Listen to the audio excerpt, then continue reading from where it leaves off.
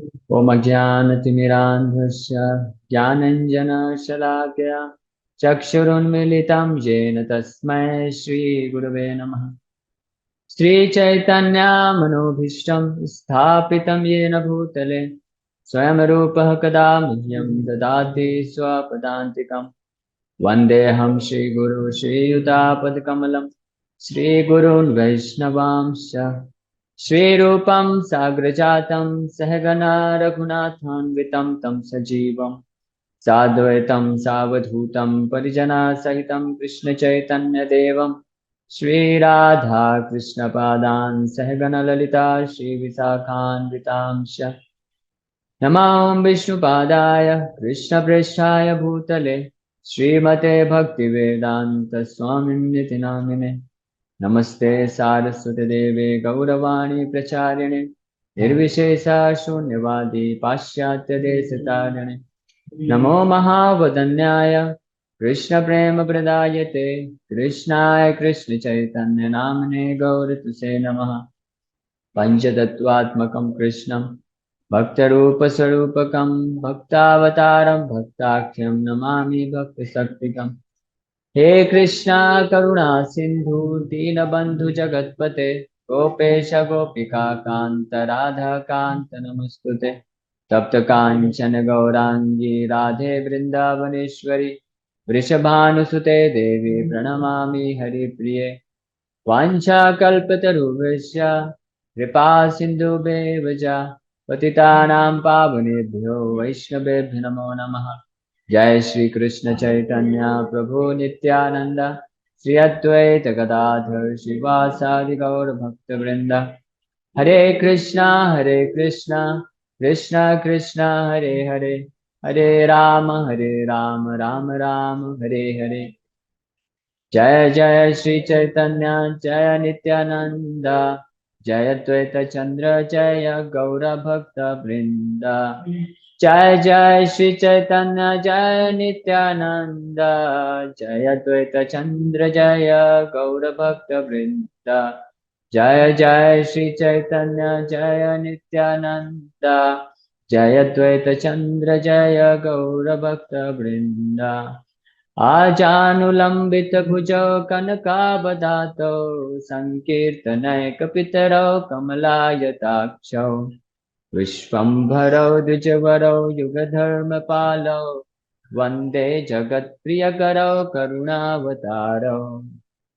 हरे कृष्णा।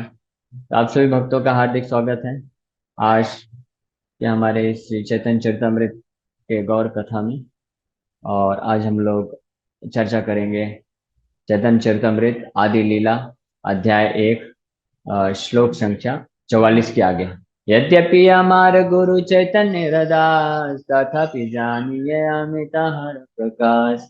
इसमें हमने बहुत डिटेल में वर्णन किया था कि किस प्रकार से जो गुरु होते हैं वो भगवान के प्रतिनिधि होने के कारण भगवान के समान पूजनीय होते हैं। फिर अब आगे बता रहे हैं कृष्णदास कविराज गोस्वामी कि गुरु का क्या कर्तव्य होता है, क्या रिस्पॉन्सिबिलिटी होता है और गुरु के माध्यम से कृष्ण किस प्रकार से भक्त के ऊपर कृपा करते हैं। गुरु कृष्ण रूप हन शास्त्र प्रमाणे गुरु रूप कृष्ण कृपा करे न भक्त गणे। समस्त शास्त्रों का यह निर्णय है कि गुरु जो है कृष्ण कृष्ण जो है गुरु के रूप में सभी भक्तों पे कृपा करने के लिए अवतरित होते हैं, अपने आप को प्रकट करते हैं। Translation: According to the deliberate opinion of all revealed scriptures, the spiritual master is not different from Krishna. Lord Krishna, in the form of the spiritual master, delivers his devotees. Purport: the relationship of a disciple with his spiritual master is as good as his relationship with the Supreme Lord. A spiritual master always represents himself as the humblest servitor of the personality of Godhead, but the disciple must look upon him as the manifested representation of Godhead. तो इस तात्पर्य में प्रभुपाद जी बता रहे हैं कि जो गुरु होते हैं उनका जो संबंध होता है भगवान के जो भगवान का संबंध जो हर जीव के साथ होता है वही संबंध गुरु और शिष्य के साथ होता है। भगवान का क्या संबंध है हर जीव के साथ, यानी हर जीव का क्या संबंध है?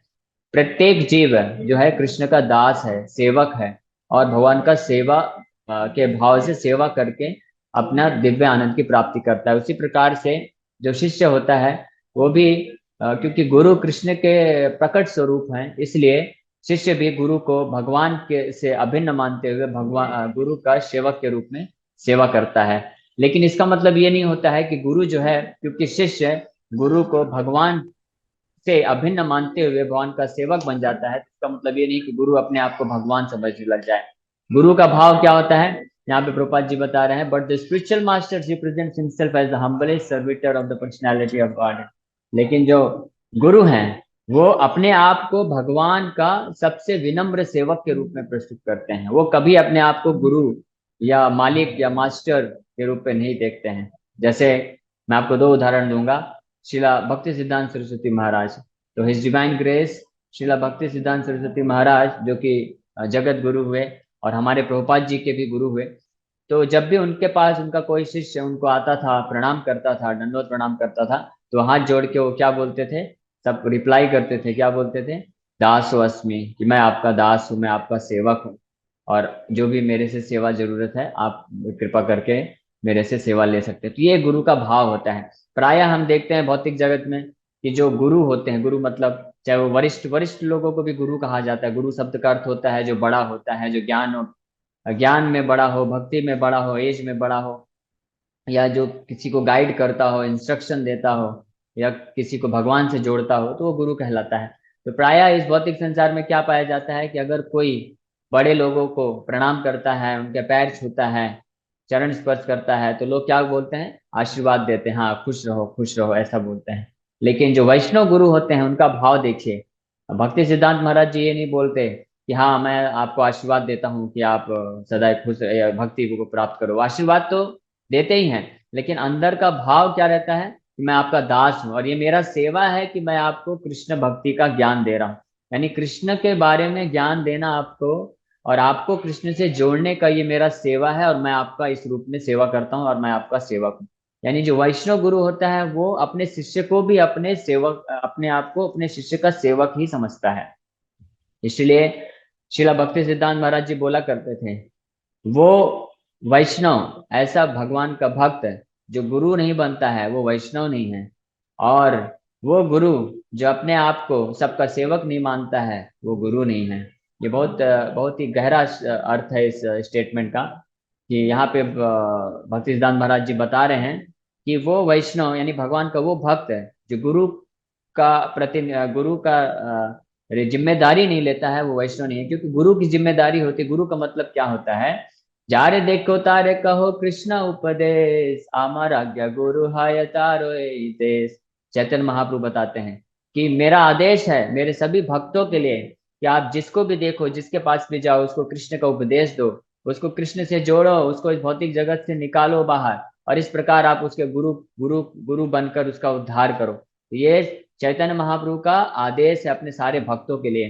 तो वैष्णव तो वो होता है जो भगवान के आदेश का पालन करे। इसीलिए जो भी भक्त अपनी कैपेसिटी के अनुसार यथाशक्ति, हर कोई एक जैसा प्रचार नहीं कर सकते, तो जो भी शिला भक्ति सिद्धांत महाराज जी बोला करते थे कि जो भी भक्त प्रचार नहीं करते हैं, दूसरे को कृष्ण से जोड़ने का प्रयास नहीं करते हैं, तो वो वास्तव में भक्त नहीं है। क्योंकि भक्त तो वो है जो भगवान की इच्छा की पूर्ति करे।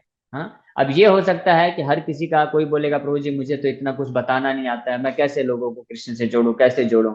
तो आपके लिए अगर कोई इस तरह ऐसा भी भक्त है जो बहुत ज्यादा श्लोक नहीं बोल सकता है, प्रवचन नहीं दे सकता है, लोगों को गाइडेंस नहीं दे सकता है, वो भी प्रचार कर सकता है। वो किस प्रकार से प्रचार करे, लोगों को प्रोत्साहित करे जुड़ने के लिए, लोगों को प्रोत्साहित करे किसी कार्यक्रम में आने के लिए। जैसे कथा चलता है, इस कथा में आप उनको इनवाइट अब भी करते हैं, ये प्रयास भी करते हैं, फॉलो अप जिसको बोलते हैं, तो ये प्रयास भी प्रचार कार्य में गिनती होती है, इस प्रयास को भी।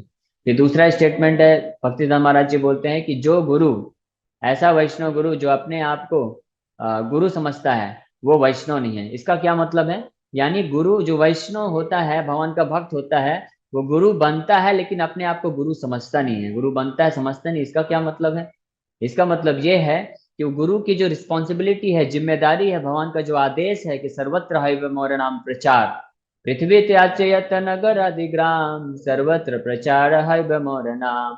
ये चैतन्य महाप्रभु का भविष्यवाणी है कि पृथ्वी के हर नगर और ग्राम में मेरे नाम का प्रचार होगा। इस प्रचार के लिए वो हमेशा तत्पर रहता है। लेकिन गुरु के रूप में अपने आप को नहीं देखता है, वो अपने आप को भगवान के सेवक के रूप में देखता है। इसका मतलब जो शिष्य लोग उसको जो भी सम्मान, जो भी कुछ अर्पण करते हैं वो अपने पास नहीं रखता है, वो सब जो है भगवान को ट्रांसफर कर देता है, अपने आप को विनम्र सेवक समझते हुए।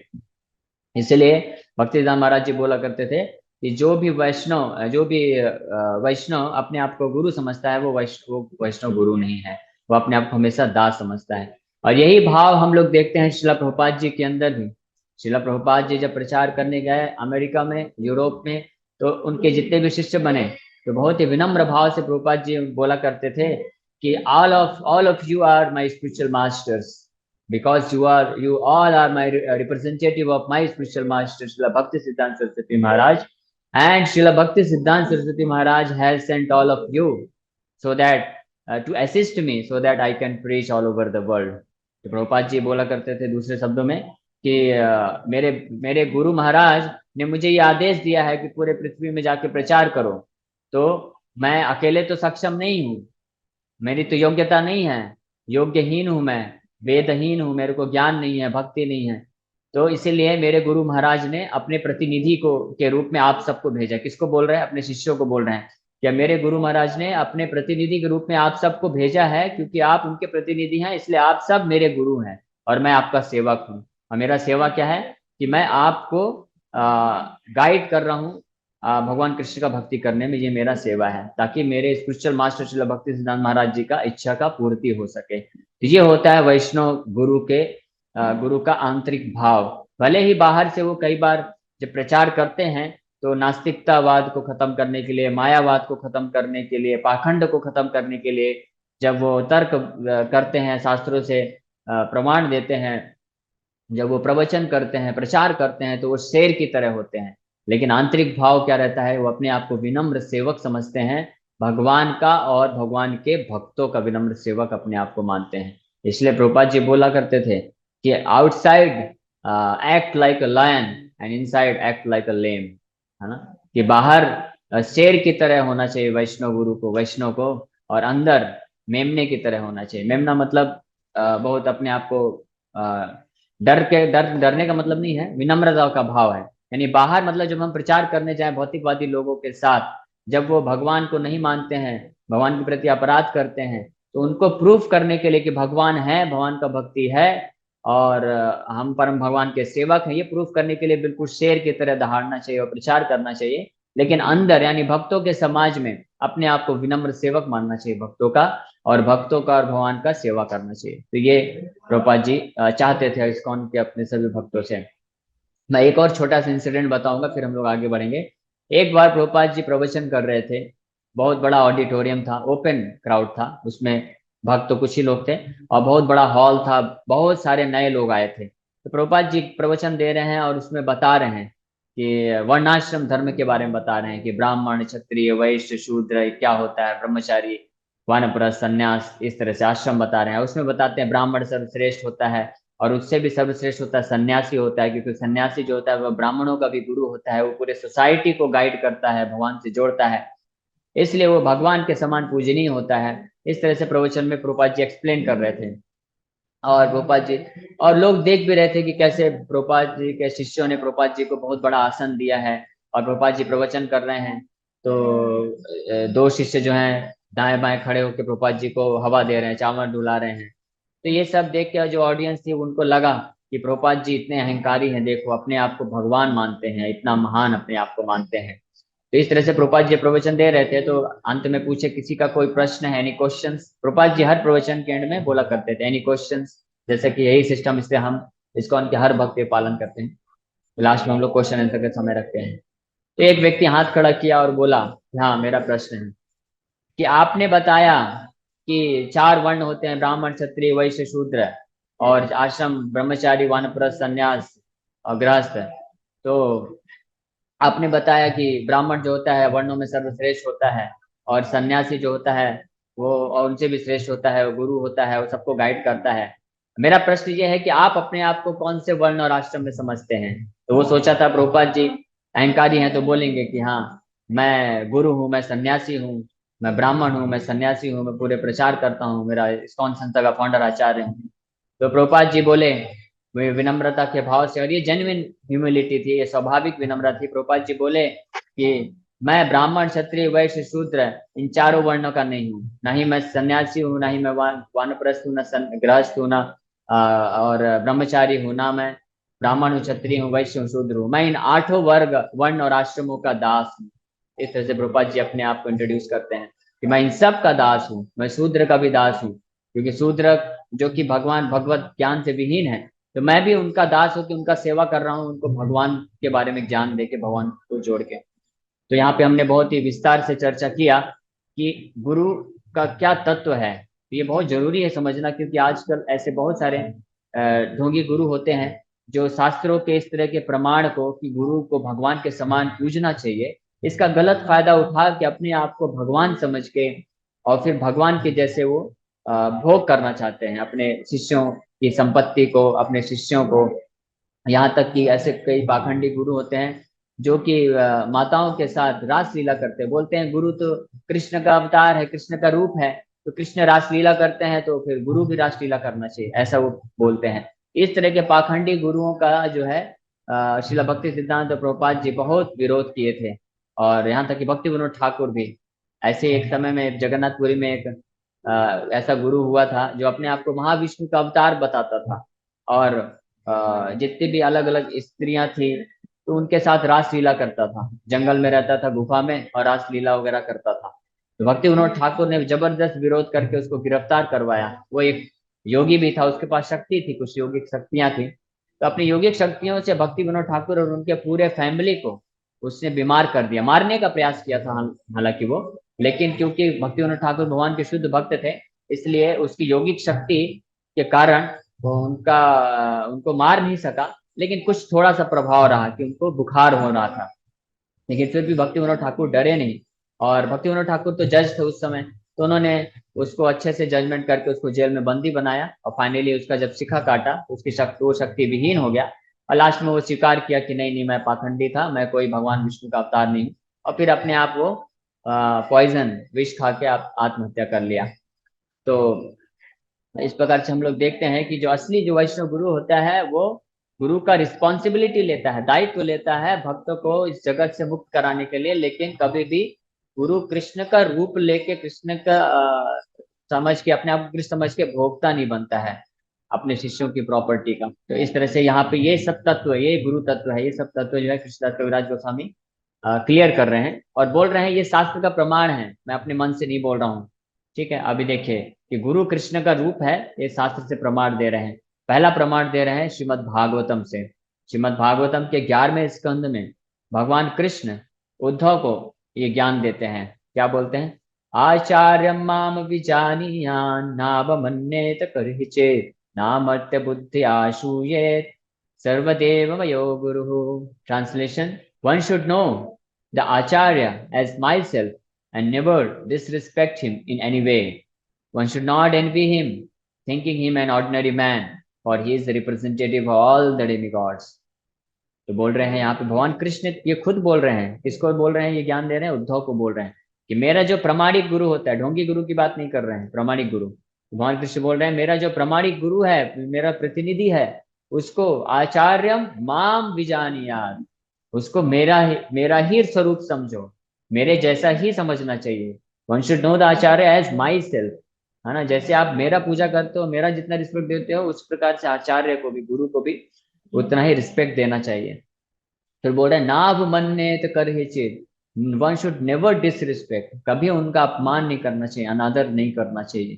फिर बोल रहे हैं ना मर्त्य बुद्धिया आसूयेत, कभी भी उनको एक साधारण मनुष्य के भांति नहीं देखना चाहिए।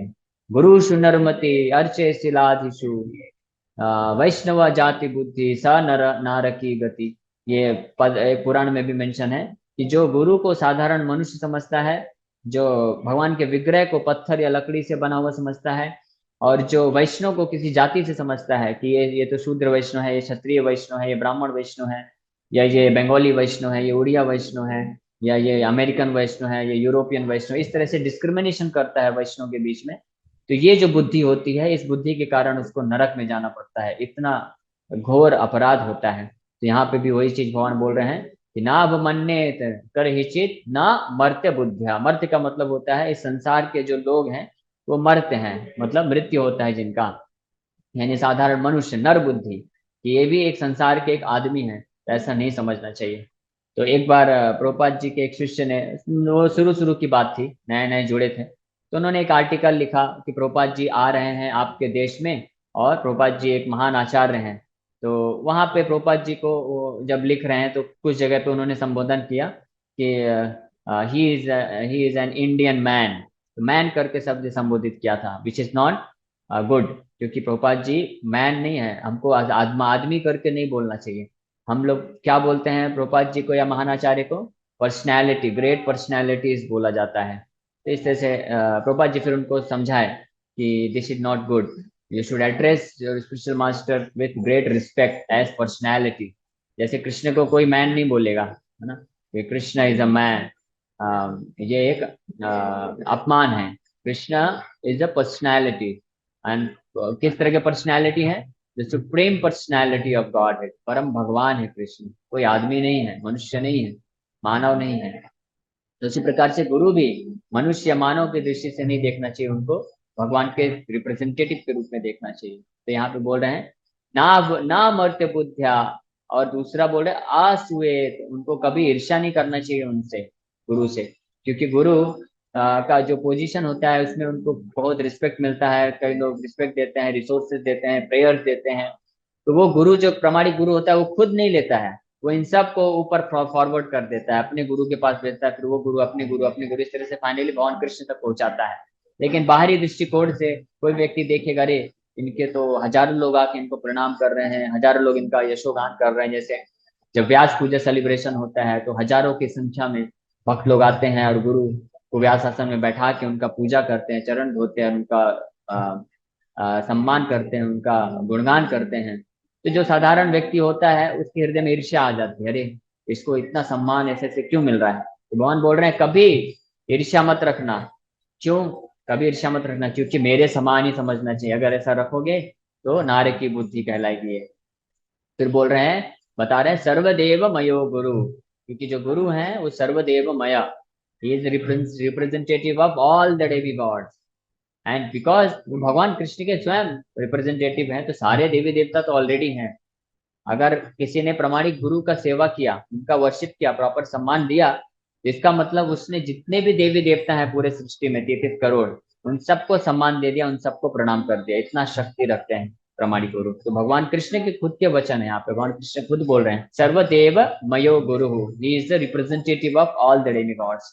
इसका हम लोग तात्पर्य पढ़ेंगे, बड़ा तात्पर्य है, तो थोड़ा कल भी हमको चर्चा करना पड़ेगा। फिर उसके बाद हम लोग कुछ क्वेश्चन आंसर लेंगे। लेकिन मेरे ख्याल से ये तात्पर्य हम लोग कल चालू करते हैं। आज हम लोग बस यहीं पे विराम देके क्वेश्चन आंसर लेते हैं, क्योंकि कल परसों हमने कुछ प्रश्न कर नहीं लिया था।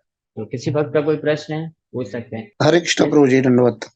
डोंट नाम बोल सकते हैं। अरे हाँ प्रभु जी, अच्छा एक मेरा क्वेश्चन ये था कि जैसे आप कहते हैं कि प्रभुपाद जी जो कहते हैं बुक का मतलब न्यूज करो और प्रचार करो, तो जैसे मैं प्रचार में जाता हूँ तो मैं हाँ प्रचार में जाता हूँ तो हम वहाँ पे बुक तो हम कम बेच पाते हैं, हम कीर्तन करते हैं। तो कीर्तन करने वाला कोई नहीं रहता, तो कीर्तन में प्रभु जी बोलते हैं कि आप कीर्तन करो, तो क्या हाँ। हमको उसका फल नहीं मिलता प्रभु जी? क्या मेरा नहीं क्वेश्चन से नहीं है। नहीं नहीं, बिल्कुल फल मिलेगा। कीर्तन आप अगर आप प्रचार में जा रहे हैं भक्तों के साथ, आप ग्रंथ वितरण करने का जी। प्रयास कर रहे हैं लेकिन ज्यादा नहीं कर पाते हैं, लेकिन ठीक है आप कीर्तन भी कर रहे हैं, तो वो तो प्रचार है ना, लोगों तक हरिनाम जा रहा है, नहीं लोग हरिनाम सुन रहे हैं। करने का प्रभु जी क्या है कि वहाँ कीर्तन करने वाला कोई नहीं रहता, इसलिए हमको बोलते हैं आप कीर्तन हाँ करो। नहीं तो अच्छी बाकी बात लोग है। जो है हाँ बुक तो आप करते हैं। एक वैष्णव के आदेश का पालन करते हुए उनको प्रचार कार्य में असिस्ट कर रहे हो, वो भी प्रचार है। तो प्रचार कार्य का मतलब केवल ये नहीं है कि डायरेक्ट प्रवचन देना या डायरेक्ट गीता लोगों तक पहुंचाना, क्योंकि कई भक्त होते जी। हैं जो कि प्रचार कार्य में जुड़े हैं, वो प्रवचन दे सकते हैं, गीता वितरण कर सकते हैं, लेकिन उनको वो अकेले कैसे कर सकते हैं? उनको असिस्ट करने के लिए भी तो चाहिए ना। तो जो लोग असिस्ट करते हैं वो भी बराबर एक नंबर के, उनके बराबर ही प्रचारक है। बल्कि इनफैक्ट जो लोग असिस्ट करते हैं किसी वैष्णव को, तो उनको भगवान जी। पहले स्वीकार करते हैं, वो वैष्णव को तो बाद में करेंगे। तो अगर आप किसी प्रचारक को सहयोग देते हैं, उसको हेल्प करते हैं उनकी आज्ञा का पालन करके, तो आपको ज्यादा कृपा मिलेगी। जैसे हम लोग एक कथा करते हैं, अभी मैं तो किसी को कॉल नहीं कर पाता हूँ क्योंकि मेरे पास ऑलरेडी इतना सारा लेक्चर शेड्यूल्ड रहता है और सेवाएं रहती हैं, लेकिन यहाँ कई भक्त हैं, वीर कृष्ण प्रभु हैं, विनायक प्रभु हैं, राकेश प्रभु, अनिकेत प्रभु, अजय प्रभु, मनीष प्रभु, और भी कई भक्त हैं। तो वो लोग जी हेल्प प्रभु। करते हैं, असिस्ट करते हैं। तो वो निश्चित रूप में वो सब प्रचारक हैं। ठीक है, तभी तो ये कथा 3-3 टाइम कथा हो पा रहा है। और हमारे कथा में सोचिए, इवनिंग में 100 से ज्यादा लोग हो जाते हैं, मॉर्निंग में आज 65 लोग आए, और आज भी लगभग मैक्सिमम 45 लोग तक पहुंच गए। ये कैसे आ पा रहे हैं? अब यानी आपको कोई ना कोई प्रभु भक्त कॉल करके प्रभु बुला जी, रहे हैं। अच्छा प्रभु जी, एक चीज मेरे मन में ये भी है, मैं आप बोल देता हूँ। मैं हमको जो है जैसे बुक वो प्रचार करना थोड़ा कम अच्छा लगता है, लेकिन सन कीर्तन हमको ज्यादा पसंद है। सन कीर्तन करने के लिए आप हमको कहीं भेज दीजिए, तो हाँ हम हाँ, लेके मृदंग लेके सन कीर्तन कर सकते हैं, तो वो भी बहुत अच्छी रोड बात है। कीर्तन। हाँ, बहुत अच्छी रोड बात है, कीर्तन हम ठीक है। कर। कभी मैं करूंगा तो आपको इनवाइट करूंगा, लेकिन आप सचिव जी को प्रभु। जब भी जाते हैं तो आप उनके साथ जाके उनको सहयोग करिए पूरा, ठीक है।